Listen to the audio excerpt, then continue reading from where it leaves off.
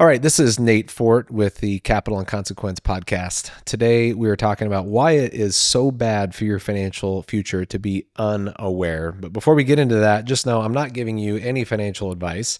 If you want financial advice, you can engage me or my team, or you can go talk to your financial advisor.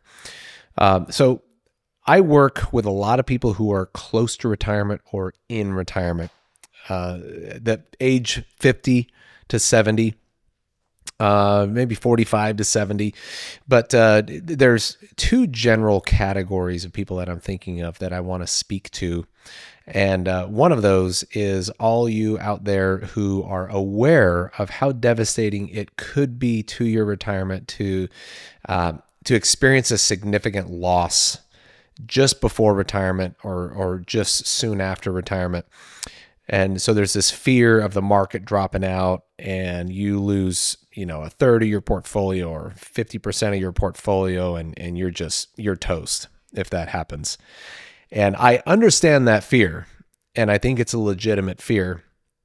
But there's more that needs to be known. There's more things you need to be aware of so that that fear doesn't control you and compel you to do something that's actually going to be devastating to you also in the long run.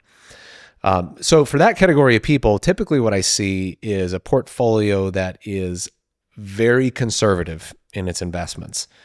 Meaning you've got a lot of cash, you got a lot of bonds, maybe a lot of fixed annuities, fixed index annuities, and that's it. And so you have a lot of your portfolio, to all of it, that really doesn't have much opportunity for growth. But you feel good in some way because you feel like, well, at least I'm avoiding a big potential loss. Well, you're not all wrong. So let me speak to the portion of that idea that's wrong. There's no such thing as no risk, right? So if you're protecting yourself from stock market risk, are you keeping yourself protected from other risks at the same time? And one risk we're sure of is going to be inflation. So the spending power of your dollar is diminishing over time. We know that.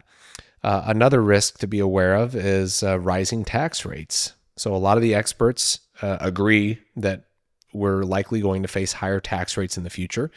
Another risk is what we call longevity risk, meaning we don't know how long your life is going to last. We don't know how much life you have to fund.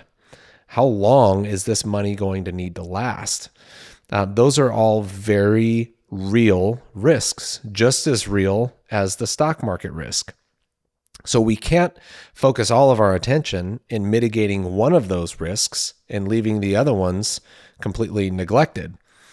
So for you need to have a plan, a financial plan that helps you understand how you can address all of those risks at the same time, because that's not impossible. In fact, that's exactly, that's the core essence of financial planning, is making sure that you're addressing every potential risk. Here's one thing that I've noticed in the 20 years I've been doing this is for those folks who are very risk averse, they suddenly become much more risk tolerant when they have a financial plan. In other words, they're willing to invest their money. They're willing to take on stock market risk when they see how they can. And not only that, but when they see why they should.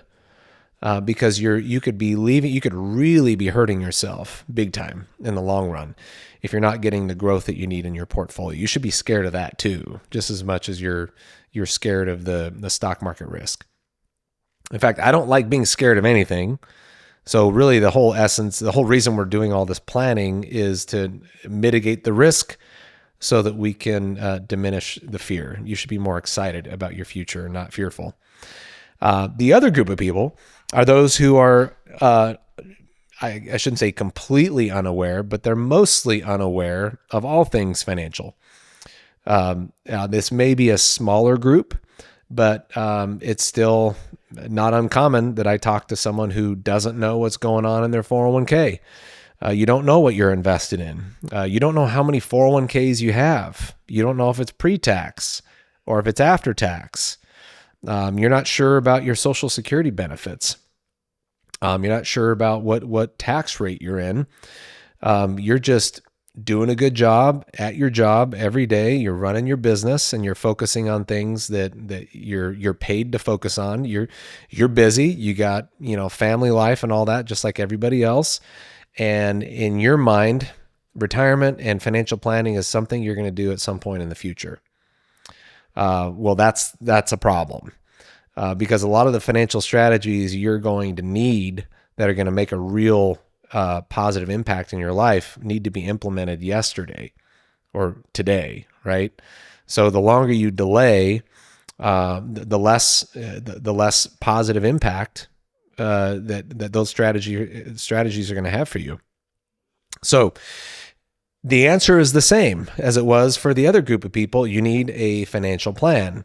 Because that financial plan for you is going to give you a high level of clarity as to what the heck you have, what are your resources, what are your assets, how are they invested, and you might learn that, hey, my investments are perfectly aligned miraculously with the financial plan. I'll tell you, that's extremely rare. You're more likely to find out, oh man, I need to get stuff fixed. But now you know what to fix and you know how to fix it. So you're not just shooting in the dark, which some people do. They get those feelings of anxiety, like, oh, retirement's coming up. I should be changing something. And so they start making trades and selling this, and they listen to so-and-so over here. They're watching this TV show here, and they get, some advice from a coworker, and they, a cousin chimes in. And now you're getting pulled in all these different directions, and you don't know what you're doing. That's a scary place to be. So you got to rein it in, get a good financial plan that details all of your resources. This is going to be like taking inventory. You're going to get a good, clear inventory of all of your assets. You're going to give every asset a job. All of your assets have a purpose.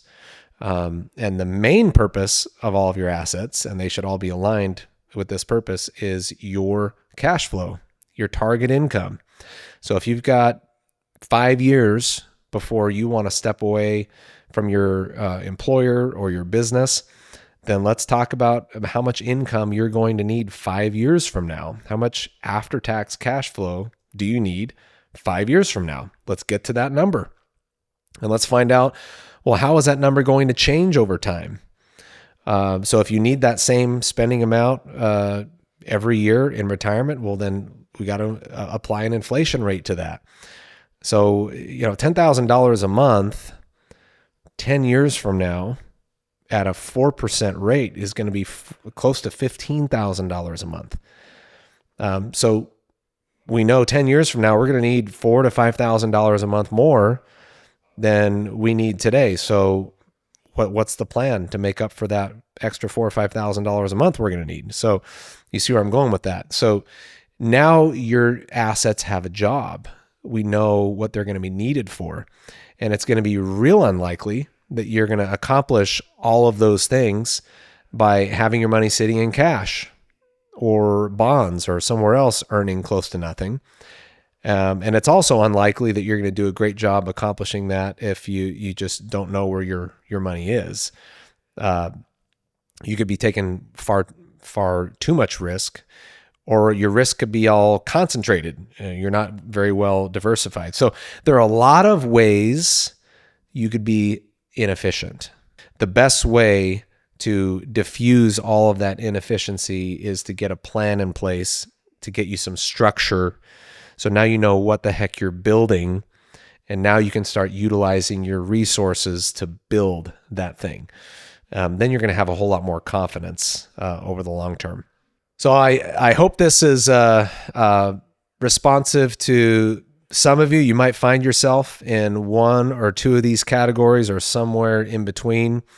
I think you'll find there is a one-size-fits-all recommendation for everybody, and that is just be aware, number one, of your financial situation, and and use some strategy or a plan. You're just going to be far more effective. And we understand how that applies in every other area of our life.